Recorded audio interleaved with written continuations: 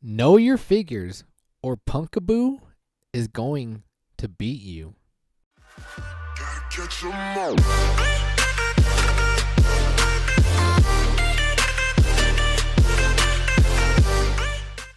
What's good? It's your boy Rico. Welcome back to another episode of Pokemon Duel, and our team match event is going to start tomorrow. So as you guys saw in the last video, this is the deck we're going to be running, and I do have a question for you guys, okay? And this was actually presented to me by AK. He said, what you should do is when you level up your Pumpkaboos, you should put everything into the spinner. I think it's the bullet seed. And I'm like, why would you do that? Because I want it to hit its purple. He said, put everything into the white, but then add Milotic, and then have Milotic confuse your own Pumpkaboos. Therefore, it has a greater chance at hitting its purple to trick or treat. So here's my question. If I do that, which figure from this deck do you think that I should remove in place of Milotic? Or do you think DC having a double chance is better than running that Milotic in terms of synergy? But so today we have two matches to show you. Before we jump in those matches, we do have a rainbow booster to open up. So let's get right to that. Rainbow lights, please. We haven't pulled an EX in a while, and we're not going to pull one. We're pulling a Matang, which hopefully is an indicator of us getting a Steel Gym or Steel Banner very soon. We just saw Nidoran. Why do we not have Nidoking yet? Like, when are we going to get Nidoking? We have Marshadow, but we don't have Nidoking. Like, what the hell? That's kind of strange. Okay, enough of that. Let's jump into the first match. All right, so like I said at the beginning of this video, know your figures or Pumpkaboo is going to beat you. So let's kind of go over and review the figure of Pumpkaboo, and fortunately we are in my point of view. So let's take a look at Pumpkaboo. What can Pumpkaboo do? Oh yeah, it is the bullet seed. So we do have the trick or treat. It has a 36 wheel slice of trick or treat when it's evolved, or when it's all the way to level 5. By the way, I was actually really salty. The match I played before this, I played against a Drifloon, okay? Drifloon at level 5 has its purple to take away, I think at 36. Or no, 33. Trick or treat is at 36. The game before this, I DC'd twice. So that means I had 4 opportunities to hit trick or treat. I didn't hit it once. And the person I played attacked with Drifloon. Did not even DC. He gets takeaway right away. I was super salty. Anyway, it can move through figures. It's a ghost type. But trick or treat, what does it do? Attach a pumpkin marker to the battle opponent. Other Pokemon may MP move through Pokemon that have pumpkin marker attached. Okay, not really. I mean, it just allows people to move through figures. That's kind of cool. But let's take a look at the other piece, the synergized piece, the Gourgeist. Maybe a 1-2 punch. Maybe this is a top 10 1-2 punch. What do you guys think? Gourgeist, its ability is the Harvest Festival. If this Pokemon is knocked out, Pokemon that have pumpkin markers are also knocked out. This Pokemon can MP move through other Pokemon on the field. So do we get to see that in this match? Well, let's find out. So we are going up against a dragon-ish, kinda dragon hybrid deck. Genius here has 3 dragons. He does have the Mega, does have the Meteoric Teachings. Also has the Mega Mewtwo Y. Remember when Mega Mewtwo Y came out? It was kind of prevalent, but now it's clearly outdamaged. Mega Mewtwo Y definitely needs a buff. So we're going against, like I said, a dragon hybrid deck. So we're gonna start, and I go first, and I make a mistake here. We're gonna stop and talk about it. I saw this deck, like I said, I'm playing this new deck, I'm kind of getting used to it. I'm like, okay, I go first. There's nothing that can really threaten me, so I'm gonna Phanosphere right away. But then I forgot that the Fracture gets 3 MP off the bench and then just challenges me right away.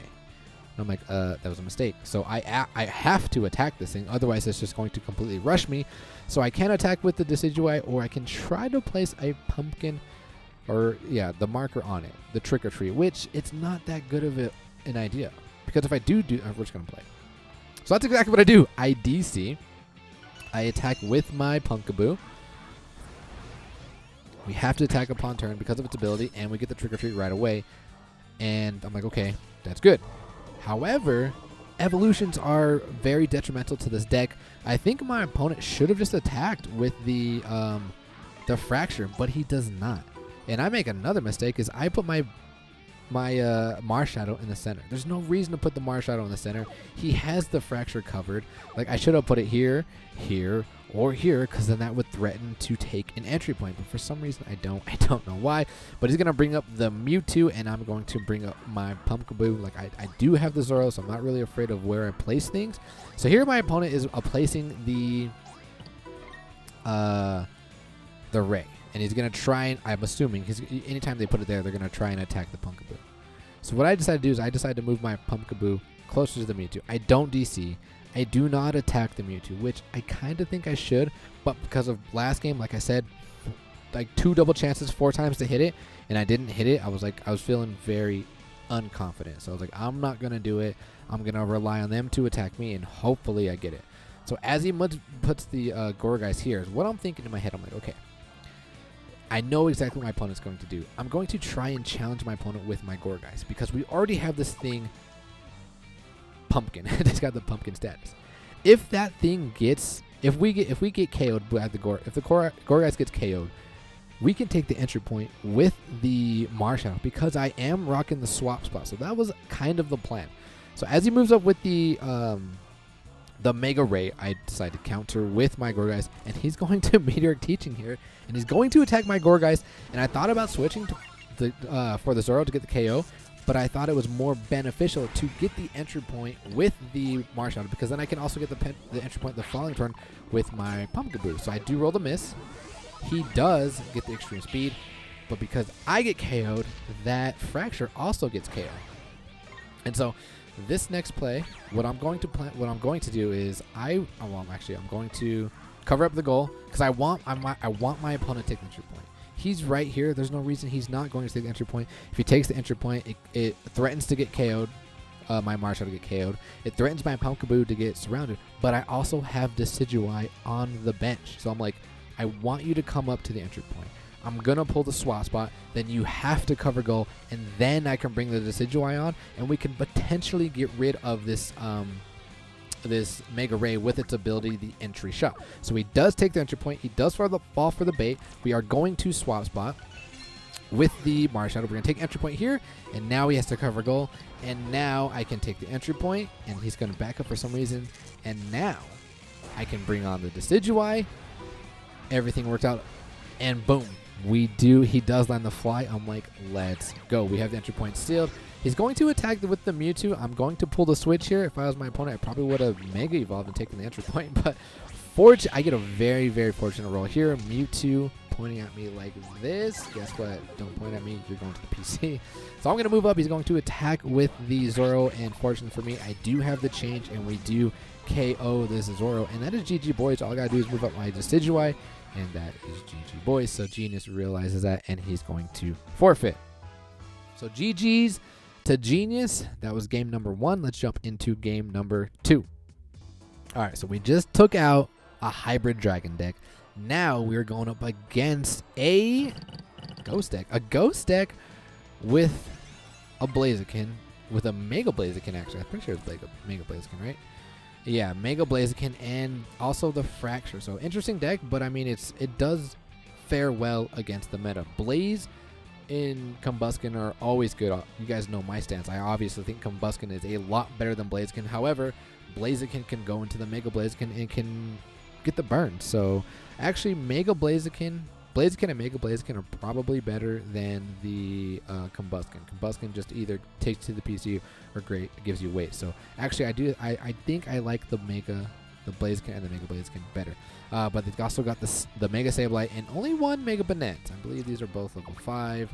Chained 1, level 5, not even chained. So we're going against another D clan here. So I'm going to go first. I'm going to threaten to take the entry point, but he does have the Fracture, so I cannot advance up. So I'm going to bring on the Zoro. We're going to be safe. We're going to take the entry point here, and I'm trying to decide when I want to play that Phantom Sphere because he does have a Ghost on the entry point. So, but I'm going to back up my my Zoro because I'm afraid of this Banette Mega Evolve here. So I'm going to bring on the Pumpkaboo, and I'm going to... I put 3 figures right here just in case he gets rid of my Zoro. I can cover with the Pumpkaboo, because if I do not cover with the Pumpkaboo, if I did not move Pumpkaboo there, we'll talk about this in a second, he respins and he gets the knockoff. He gets the KO. However, we're going to stop. Don't go. Don't go. Don't go. Stopping. Okay, so he does get the KO. I moved the Pumpkaboo here because if he does get the KO, which he just did, and Pumpkaboo was not here, I would have to cover with either this Pumpkaboo, then the opponent can surround. But I also realized that I did have the Marshall here. But this thing is completely dazed, so I take this opportunity. I'm going to DC with my Marshall, and we're going to get rid of this threat right away.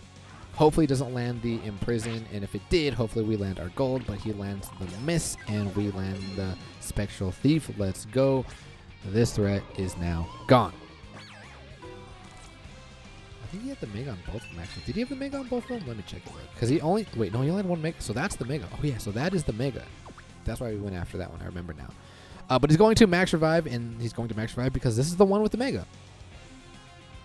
And I'm also going to take this opportunity. I'm going to Max Revive. I have double Max Revive. I think I should switch one Max Revive for the long throw. I just keep forgetting to do it. But then again, I do have the Phantom Sphere, so maybe I don't need to.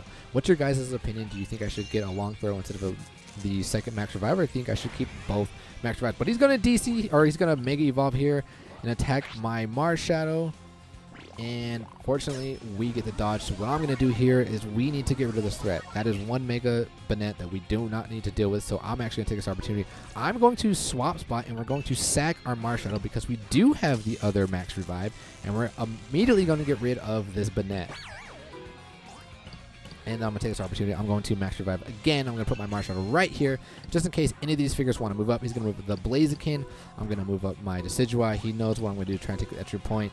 So I'm going to threaten him to back off, and because he does, I'm going to DC here with my Decidueye.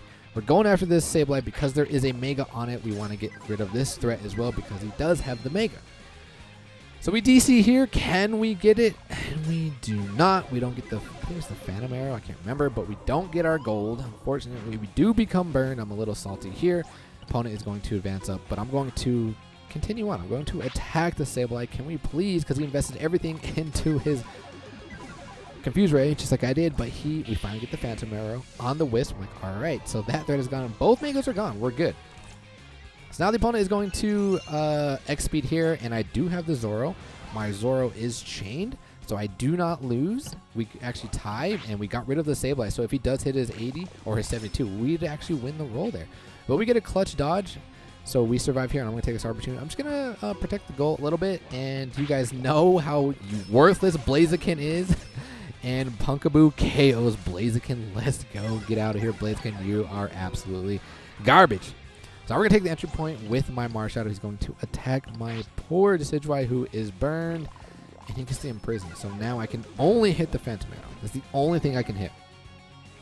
So I think I moved my Pumpkaboo over just to threaten the surround on the Mars Shadow. And he does not want his Mars Shadow gone. He's actually going to attack me. And I'm like, can we please land the Trick or Treat? Which we do, but he lands the dodge. So I'm going to move up with this Pumpkaboo. We're going to try and set a surround on this. Look at the huge miss we have here. And this thing, dude, when this thing lands in prison, like you saw in the last video, like it was so annoying. But I'm going to take the entry point here. He's going to continue to attack with his Mars Shadow. And I'm like, can we please just get amazing spins? No, we don't. We burn through both Max Revives, so that Pumpkaboo is there. So what I decided to do here is I'm going to try and put this Pumpkaboo here because I want to sack my Mars Shadow. That's exactly what I want to do. He sees that and is not going to do it. So what I'm going to do is I'm like, can we please try and Trick or Treat this? And we do. And I realized that I can get surrounded with the Pumpkaboo. That is fine, but what I wanted to do was Trick or Treat it. Because if this thing dies, this thing dies. That was the plan. So we do get the Trick or Treat. I'm like, all right, let's go. We're just going to attack here. We're going to try and sack my the Decidueye because we need to get something else on the board. So Fracture comes up, misses the attack. Well, misses the KO on my Zoro. And then what we can do here is, I mean, I can't necessarily take the entry point because it does have the Phantom Sphere. I figured there was no point in taking the entry point. So I'm just going to try and sack here. I mean, I could have just hopped over and sacked, but I mean, you have an opportunity to KO something, you might as well do it. So that's exactly what I'm going to do. And now he starts moving up the Sableye, and I'm like, oh, please Mega here. And he does. I'm like, please go after my Gourgeist. Please. Because this thing is Trick or Treat. If he KOs my Gourgeist, that is GG, boys. He's going to Max Revive. He comes after my Gourgeist, and I'm like, oh, please. He gets the KO. We get the Seed Bomb. He gets the Shadow Beam. Gourgeist is gone, but guess what? So is the Banette, and now I can just hop over with my Marshadow, and that is GG, boys. So like we said at the beginning of this video, know your figures. I basically just exposed my Pumpkaboo and my Gourgeist. So if you guys play against me in the team match event, I just gave you all the tools to beat me. So, but we're going to cut it there.